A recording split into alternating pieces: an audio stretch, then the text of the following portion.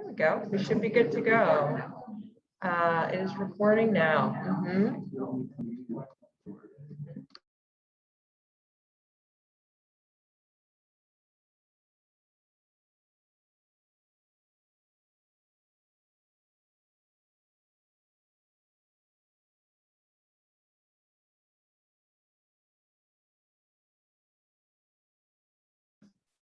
All right. Cheryl, Joan, Nora, could you confirm that you can hear me? Yes. Good. Is the volume fine? Yep, it's great. Excellent. Thank you. All right. We will get started in just a moment as soon as I can confirm. I want to be able to step back a little bit and hopefully the image will be all right.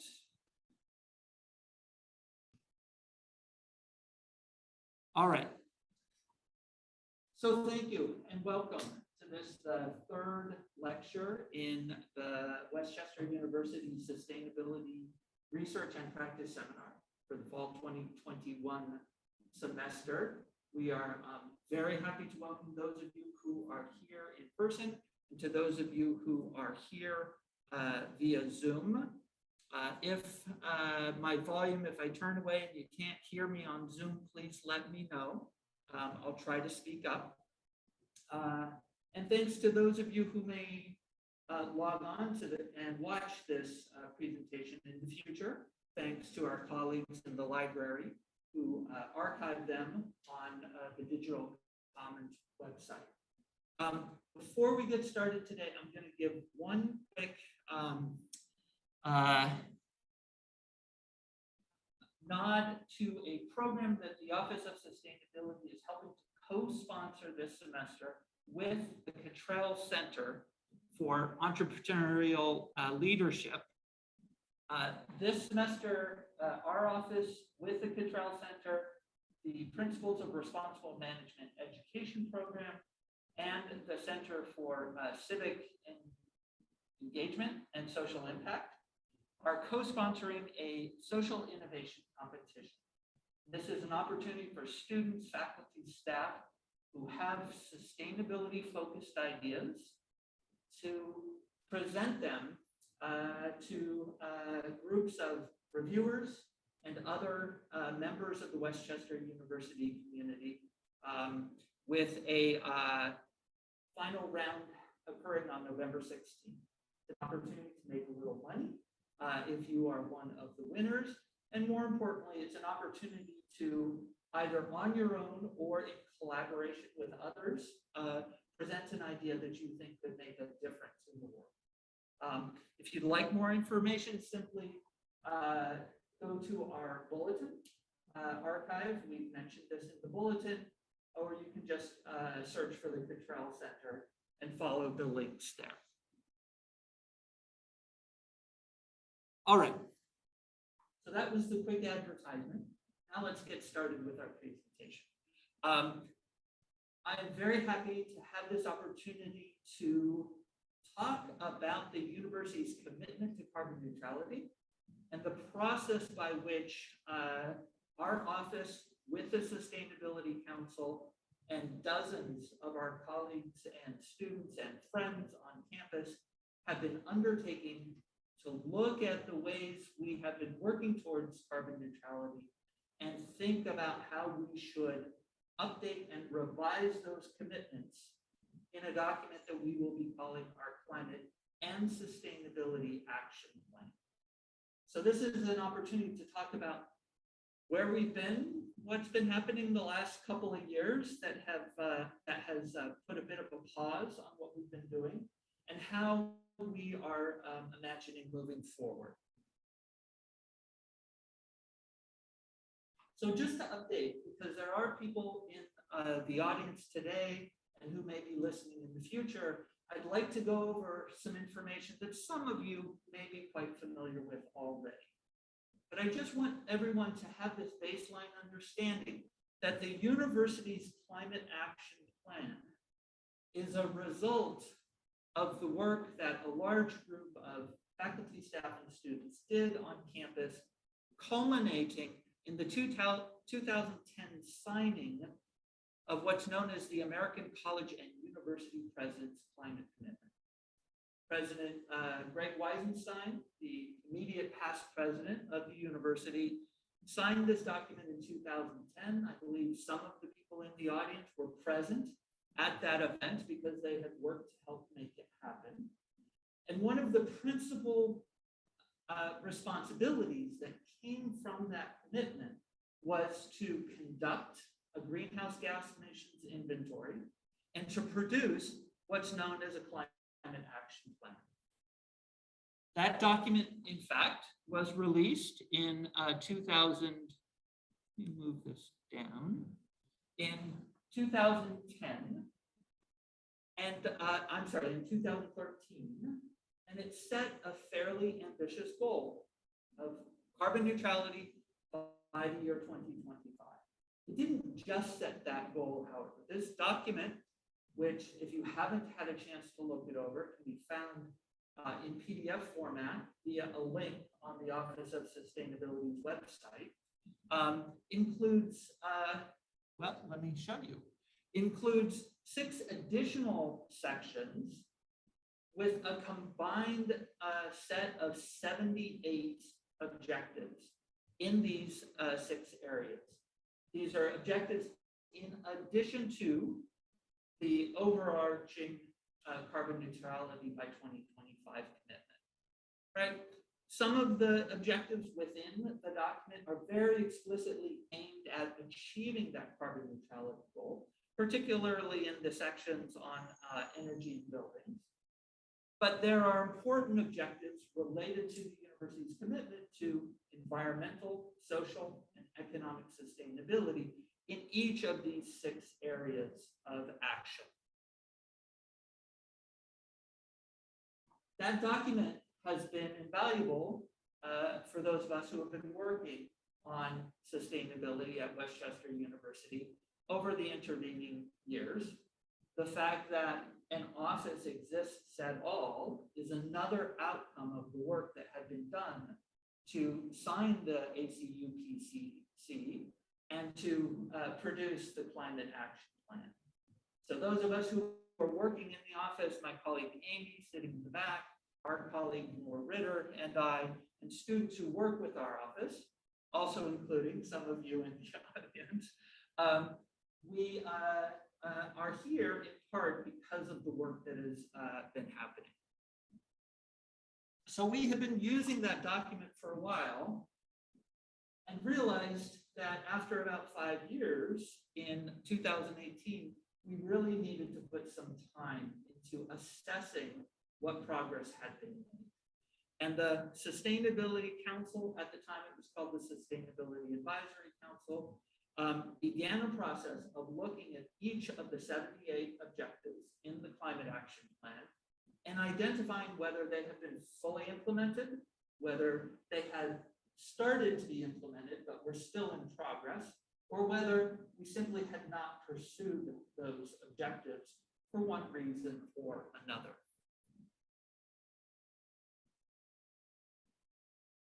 That process, when we initiated it, had as a timeline that by the end of fiscal year 2020, we would have a completed version 2 of Westchester University's Climate Action Plan, slightly modified to be called the Climate and Sustainability Action Plan.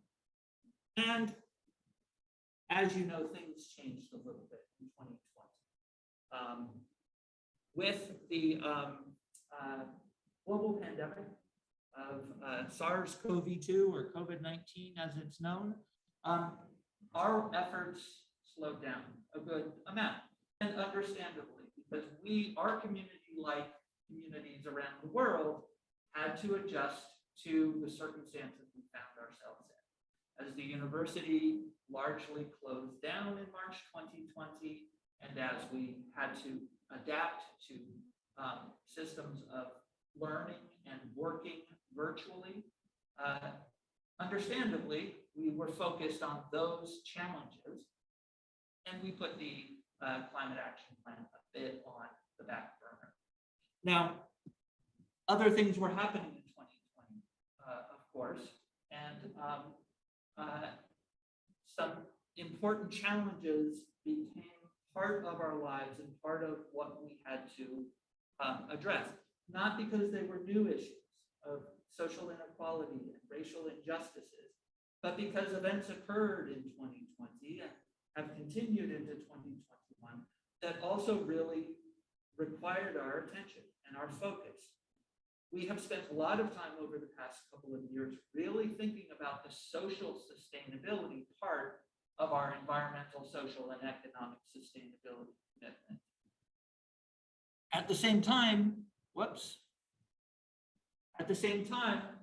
the climate crisis has not slowed down in any way. Droughts and floods and hurricanes and tornadoes and wildfires have all been part of what the world has been experiencing over the past couple of years and dating back many decades, of course. So over the past 18 months, we have had reminders of the importance of the effort that we have undertaken, but we have also understood that the challenges of adapting to the world in 2020 and 2021 really required us to focus on other things and to put the revision of Westchester University's Climate Action Plan a bit on the top shelf. We know it's there, we're seeing it every day, we know it's something that we need to work on, but we understood that we needed to push this back. We needed to revise that schedule. And as of now, we are hoping that we can complete the process now that we're back on campus, now that we've developed ways of being with each other, in large part thanks to vaccinations and other procedures that we've developed, that we can get back to this, and that we can think about what we've accomplished and what we want to accomplish moving forward. So as of now, the plan is to, by the end of summer 2022, have a fully drafted, edited, vetted, approved, and published Climate and Sustainability Action Plan for Westchester University.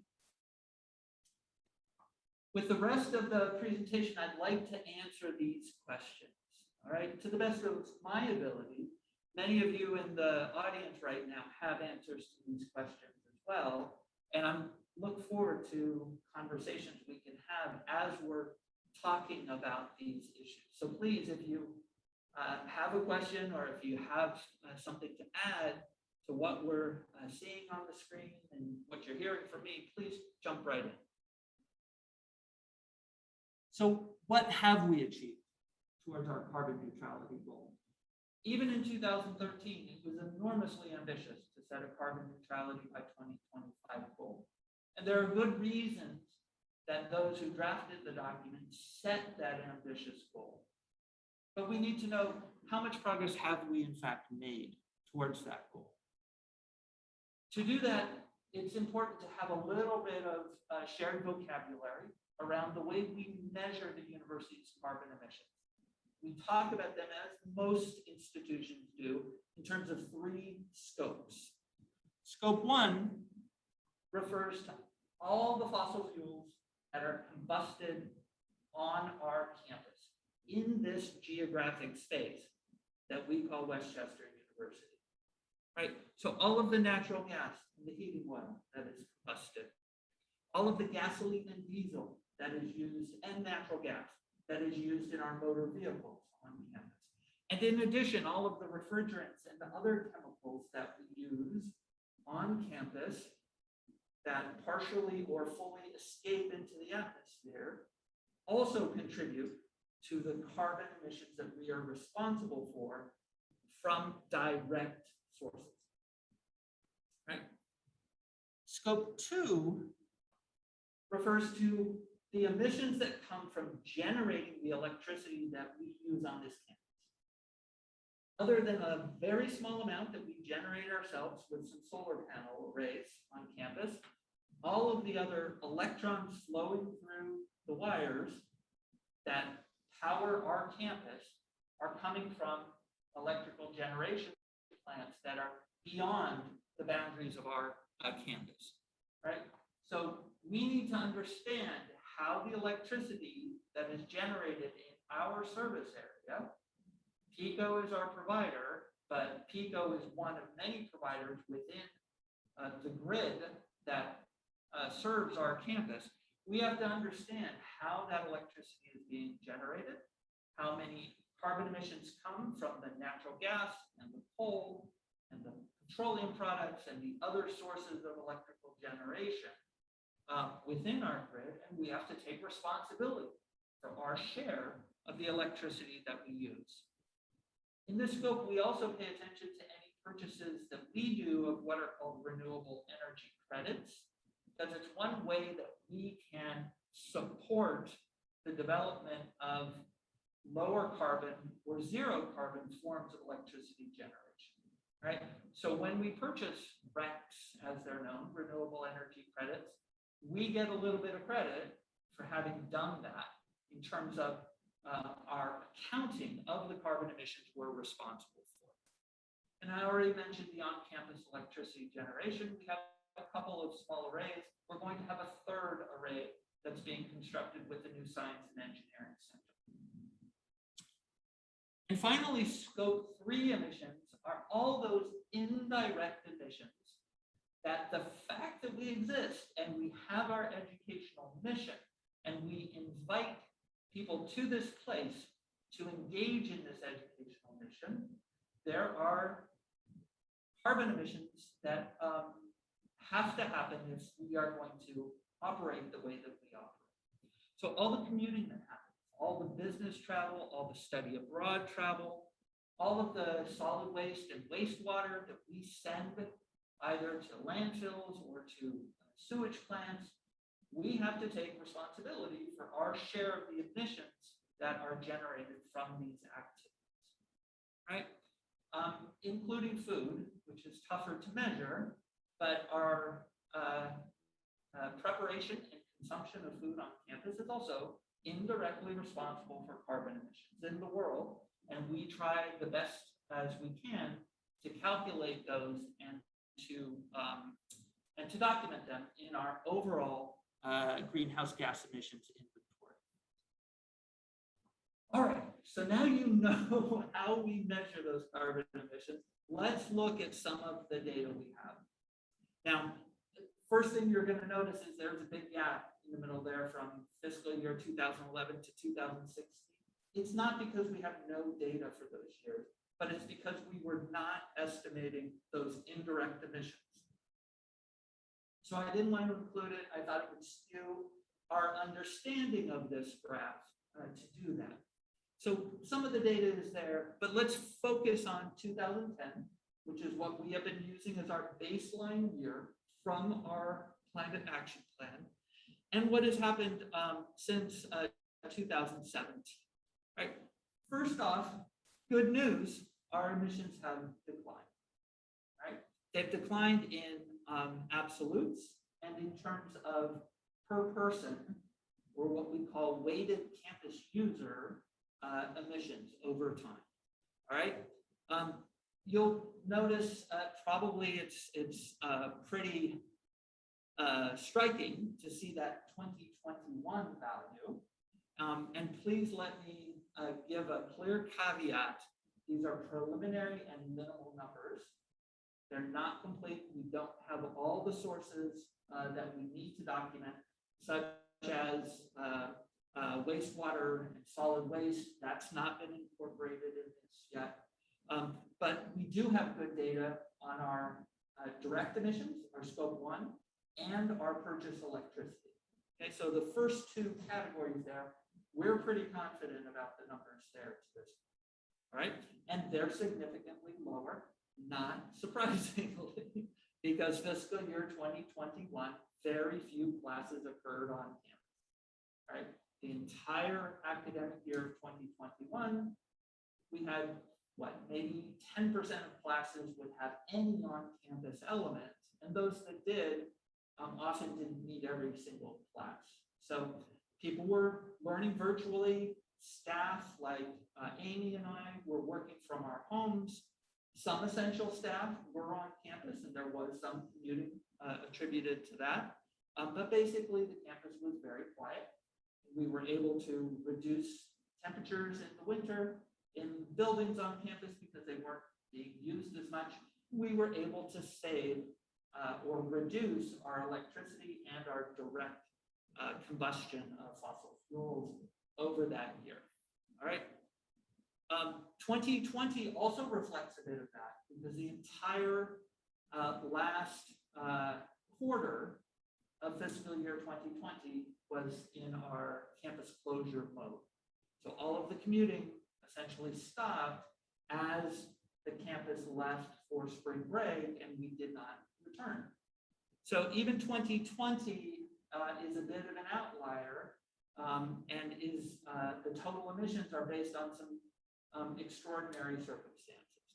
So 2017, 2018, 2019 are the years that in some ways are more directly relevant for us to understand what the trajectory is towards our carbon neutrality goals.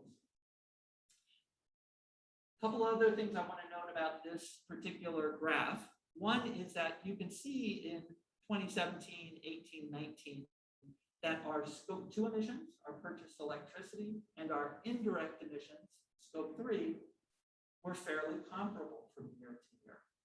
So our indirect emissions are a relatively high percent of the university's total carbon emissions.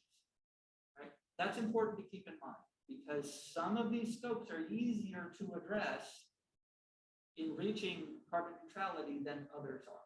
And we'll talk more about that in a little bit. One other thing I want to highlight, this data is based upon what we call location analysis. It's based upon the emissions as we calculate them in this place in what we call Chester County, Pennsylvania. All right? There's another way of looking at our emissions that's called market-based. And market-based takes account of any purchases of renewable energy credits that we make. So if we buy renewable energy credits within the overall market for energy, we're acknowledging that we've purchased these, that we're claiming the carbon neutral generation of electricity in another location in the United States somewhere in North America. So the numbers would look a little different if we accommodated that. It would mean those scope 2 emissions would be smaller. Right? But it's important to have a sense of what those emissions are in this location-based analysis. And finally, I want to say, this is looking at total emissions. We've dropped significantly over time at the same time that our campus population has grown by close to 20%. Our student body has grown quite a bit, and accordingly, so have the number of faculty and staff on campus, right? Additionally, our building space on campus has grown. Our building space is about 20% higher today than it was in our base year of 2010. So the per square foot of building space analysis and the per campus user analysis would look even better for us in that we're on a per person basis, on a per square footage basis, our reduction in carbon emissions is more notable than what we're seeing right here. So this in some ways is a quite impressive chart for a large institution like Westchester University, and looking at it in other forms, other analyses, is even better. There is a caveat, however, so that I'll go into in a little bit. I want to note that one of the principal reasons we've been able to reduce our carbon emissions is because of the university's commitment to using geothermal heating and cooling to keep the climate enjoyable for us in buildings on campus. That allowed us to knock down this building at the lower left of the screen, which is was the boiler plant on campus that used to be used to heat most of the buildings in the main part of campus. And we were able to decommission that in 2014, stop using it altogether. And this photo is from 2019, spring of 2019, when the building itself was knocked down in preparation to build the Science and Engineering Center, which is coming along nicely, even if not quite as quickly as we would have hoped. This investment in geothermal heating and cooling has paid enormous benefits to us in terms of our ability to use lower carbon forms of energy and to reduce our overall energy use in the first place.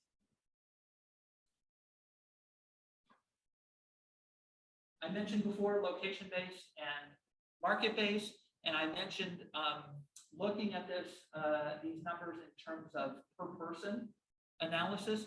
This is some analysis we did looking at WCU, not for Westchester University, but for weighted campus user.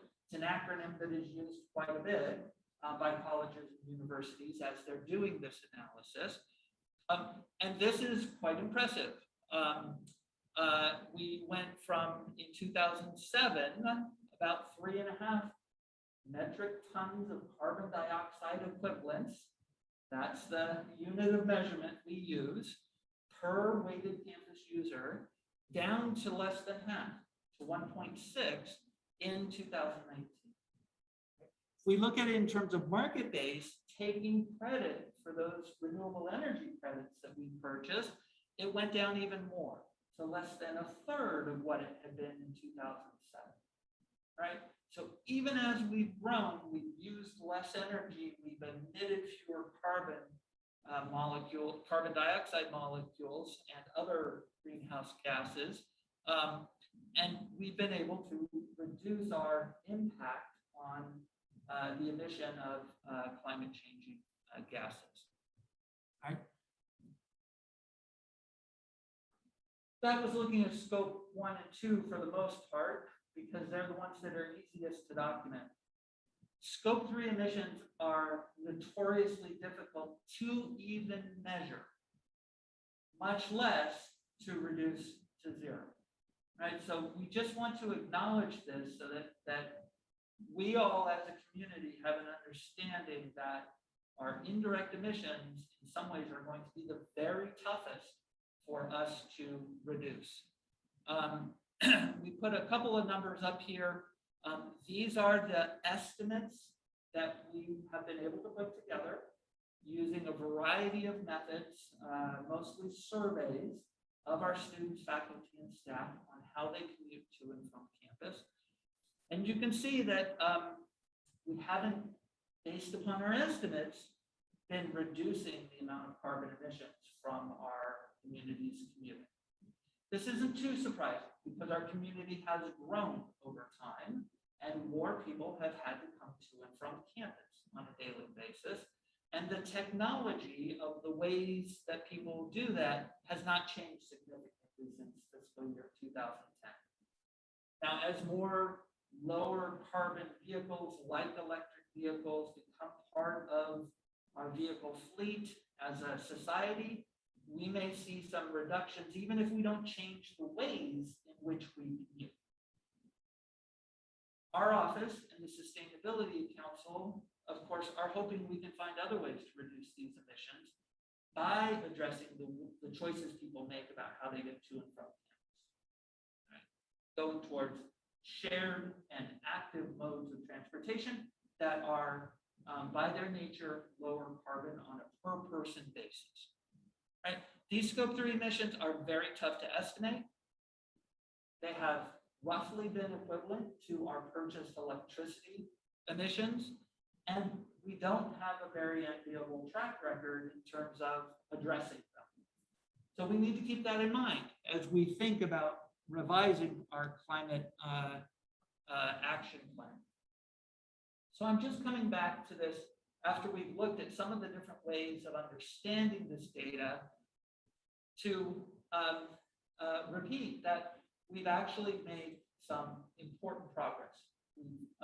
As an institution, been able to reduce our total emissions and our per person emissions in important ways. But we are not on track to carbon neutrality by 2025. And we simply have to recognize that and start thinking about what challenges appear to us from each of these scopes of emissions.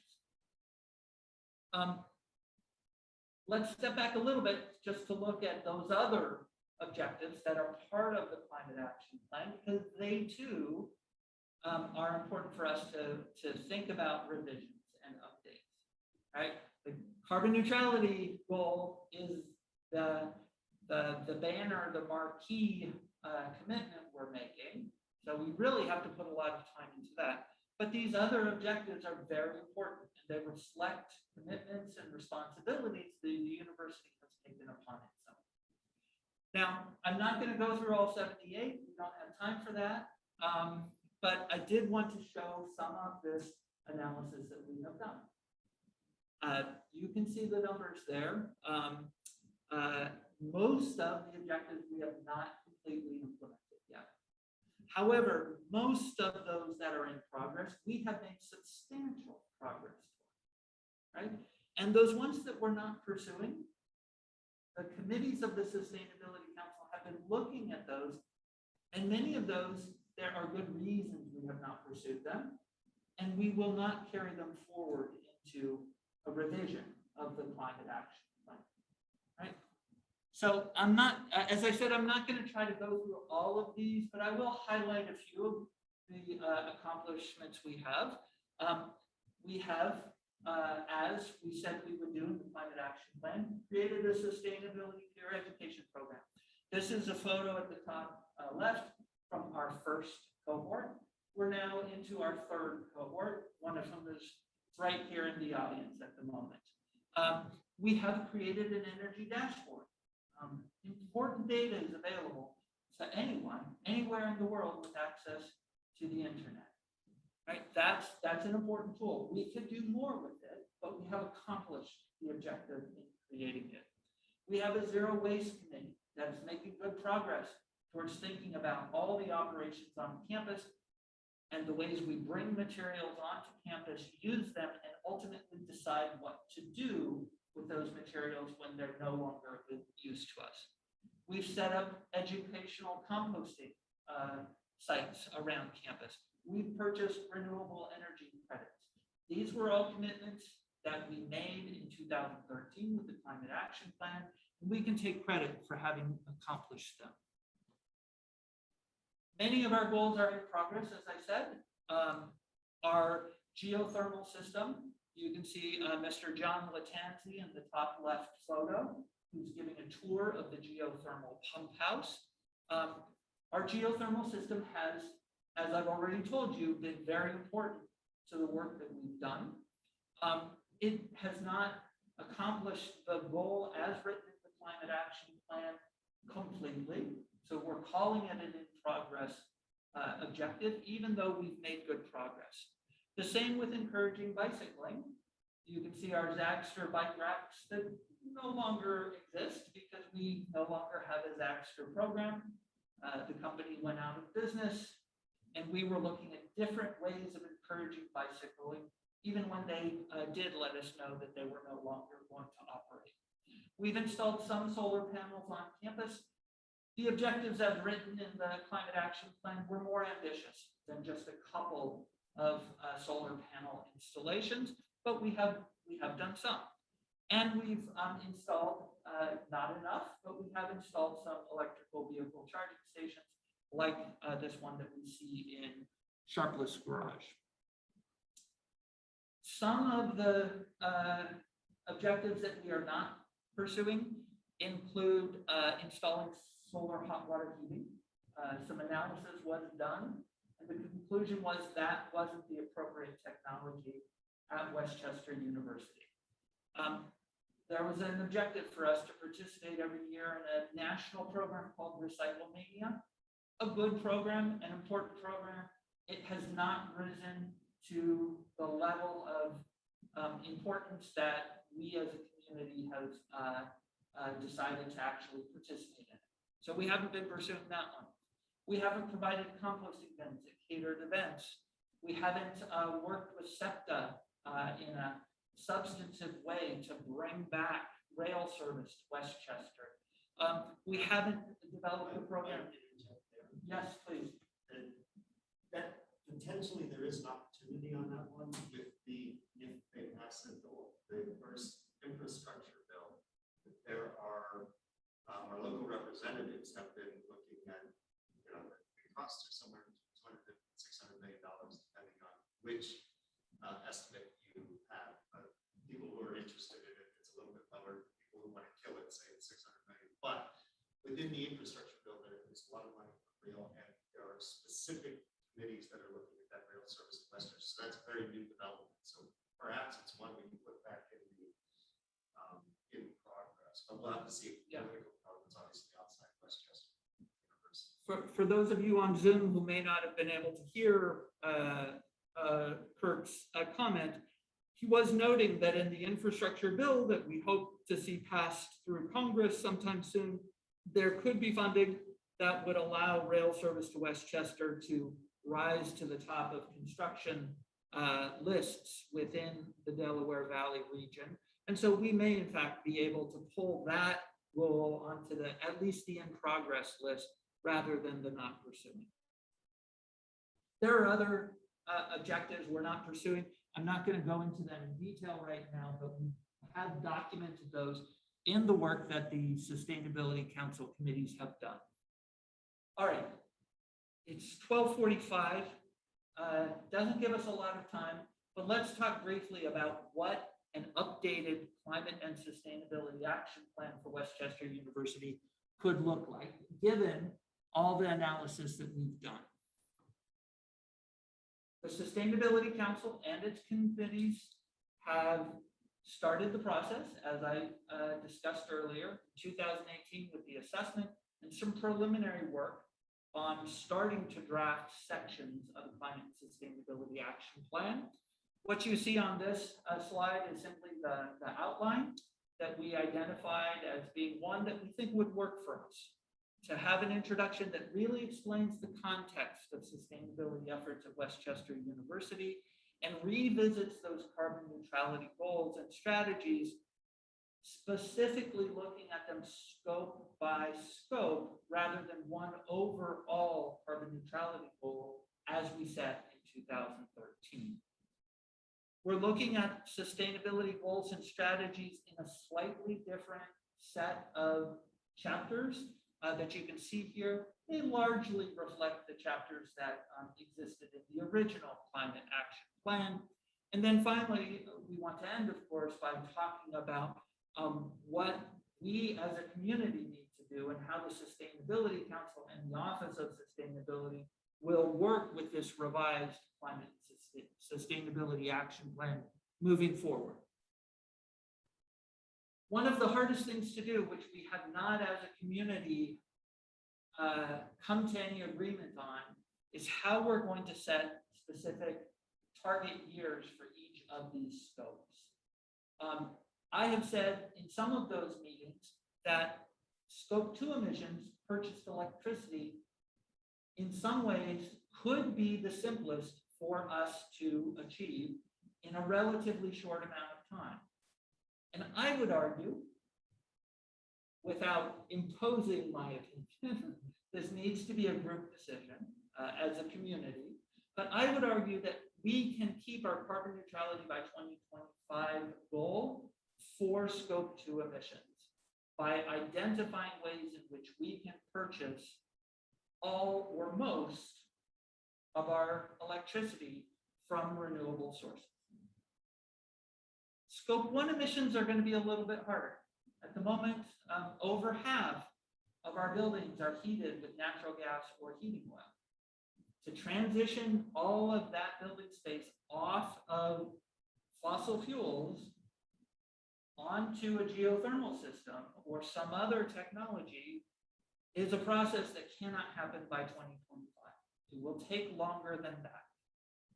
But it could be that we could set a 2030 or a 2035 goal, or somewhere that doesn't fall on a 5-year schedule for our scope 1 emissions. Scope 3 emissions, you've heard me say in this presentation, they are difficult to address.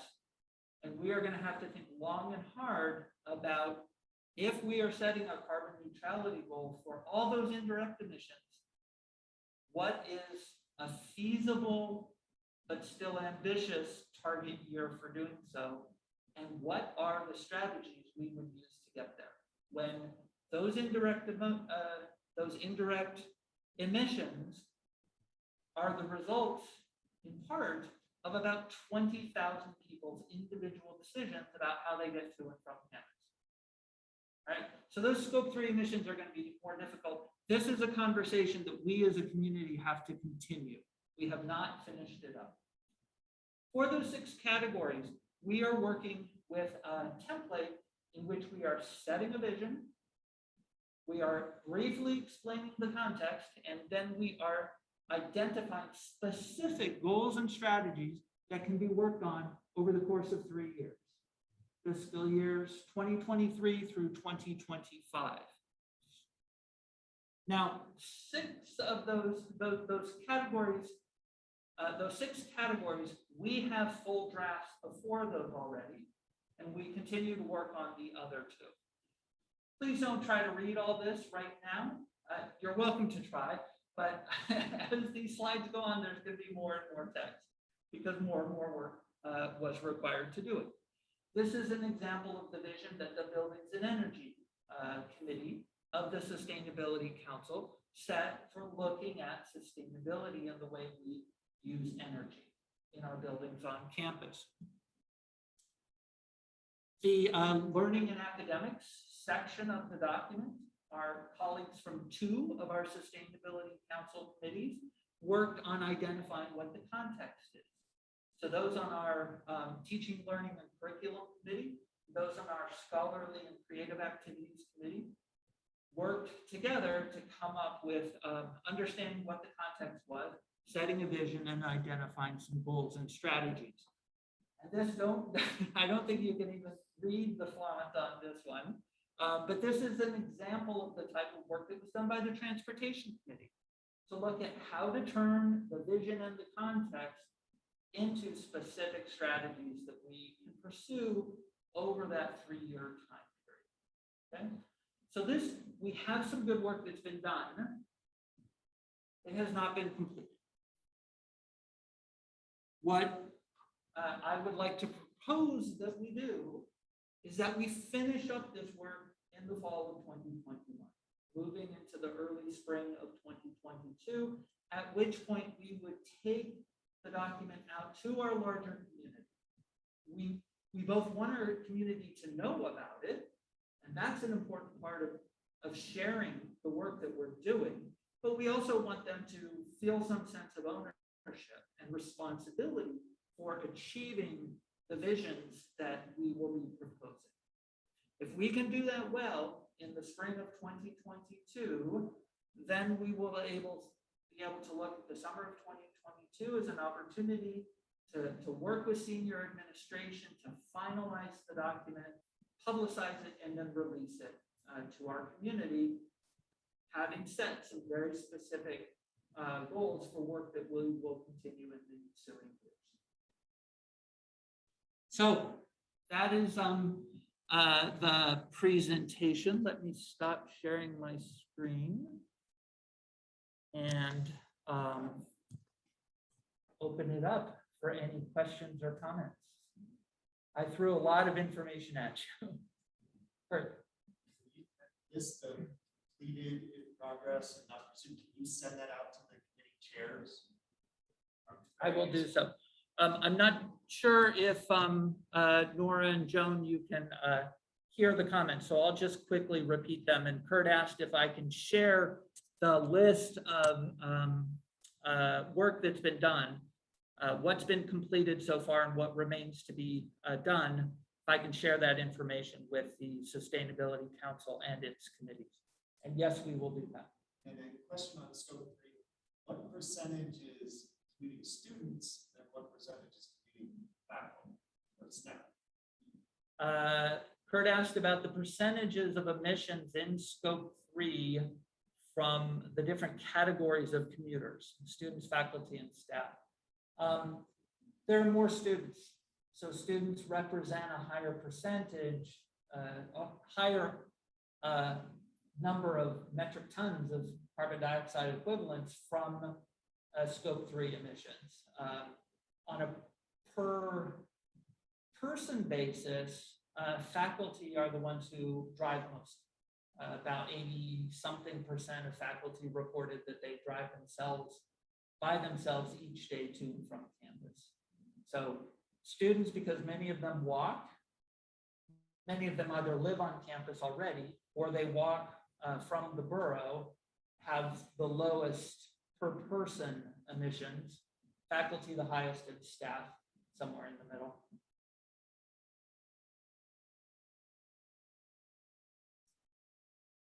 Walt.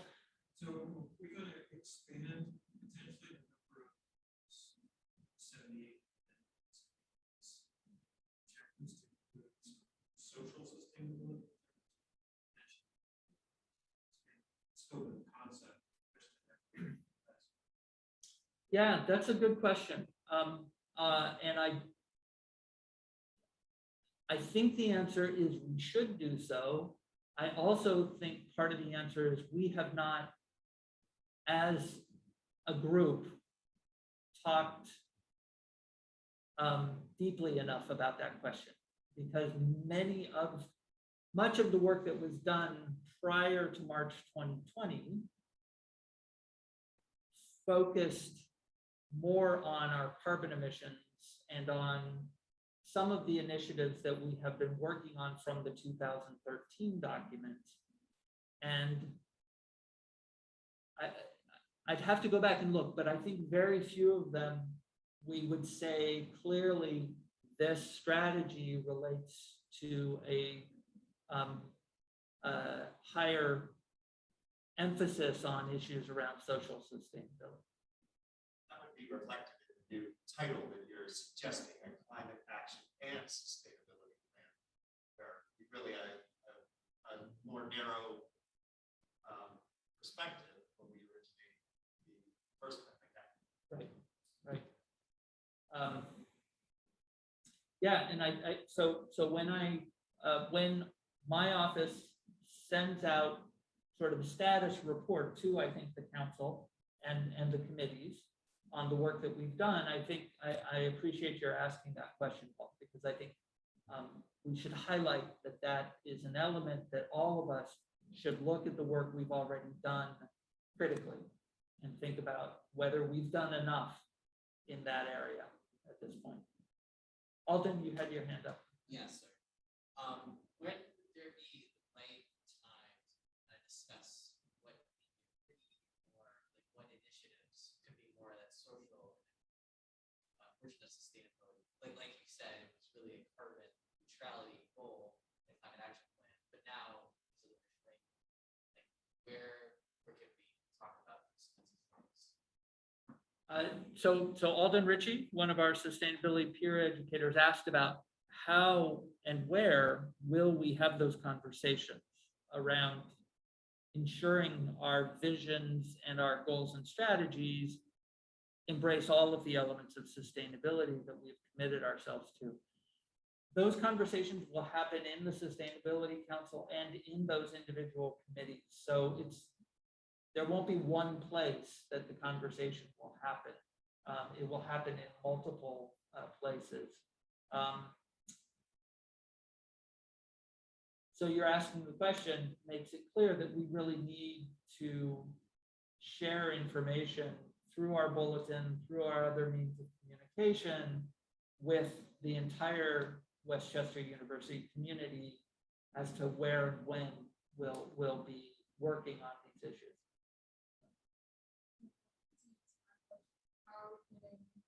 This may, I mean, this may already be answered, but how are we getting the communities? What is being done, what could be done, and so on? Yeah. So Samantha Katsikas, who is our graduate assistant for social media and student engagement, asked the question as to how we're communicating with the larger community about these opportunities. We have done so through our bulletin, through our social media. Samantha, as you and Amy and I have discussed, those largely reach people who already have said they have an interest in these issues. Getting the message out beyond that kind of core community is more challenging. And I'm glad you raised the question, because we should think about that. We have had it in mind in terms of sharing a full draft and having perhaps some kind of open forums or open houses. But it may be that people who have not been already involved in sustainability might want to be involved at this point. So it's getting the word out about the council meetings as they occur, making it clear that they are welcoming spaces. We often hear from students that it's a bit intimidating to go into meetings with faculty and staff. So we should think about how we make these opportunities to contribute to the effort more welcoming, whether people have been involved before or not, whether they're students, staff, or faculty. I can comment on that. One way I see it's good for us is to think about ways that we can incorporate ourselves as a voice for sustainability in other activities we partake in. So we'll set up the digital comments. We use that as a way to communicate to a wider audience. I'm the sustainability liaison on the faculty senate.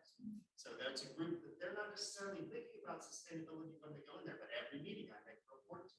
So are there other groups you're involved in? Are there student liaisons or students who could be liaisons to groups that aren't necessarily a sustainability group, but you can talk to them about it and raise their attention, and then try to bring them into our other meetings, whether they're community meetings or the sustainability councils.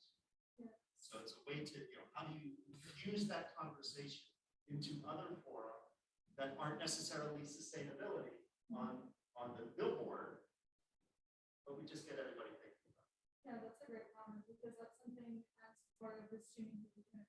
My job is going to the clubs and speaking to the students about sustainability and like putting my foot in the door and like, I am part of the sustainability department. This is it. What are you guys doing to educate your students or your peers or whatever yourself on sustainability about Westchester? And obviously, I'm still navigating that, but I think that's like a good start, is like getting into the clubs and getting into the students, and coming from a student, it might be less intimidating to share your ideas or what you have to say. So like I kind of get a presence and like, if anything you want to say it to me, and I'll bring it back and I'll share it. So I think like that's great. Nora, you may not have been able to hear that exchange, but the basic question, if I am not misrepresenting it, is we're talking about ways that we can use our engagement in sustainability, even when we're working with other communities on campus for whom sustainability is not their primary mission. So Kurt mentioned that he's a sustainability representative in the faculty senate. So that's not the primary mission of that organization, but he makes sure that they continue to think about it with every meeting that they have. And Samantha mentioned reaching out to clubs and organizations, some of which don't think of themselves as sustainability focused, but may still have some interest or some ability to incorporate these ideas. We're past 1 o'clock, so I think we're going to end the recording. But I want to thank all of you who were here in person and who were here on the Zoom call, and remind you that we have 9 more Wednesdays of the Sustainability Research and Practice Seminar. Next week, we're going to be hearing a lot about the university's efforts to develop zero waste guidelines by understanding what assessments have been done in the recent past. And my colleague, Amy Maxey, is going to lead that conversation. So please join us next Wednesday and every other Wednesday, except during Thanksgiving week. Thank you. Goodbye.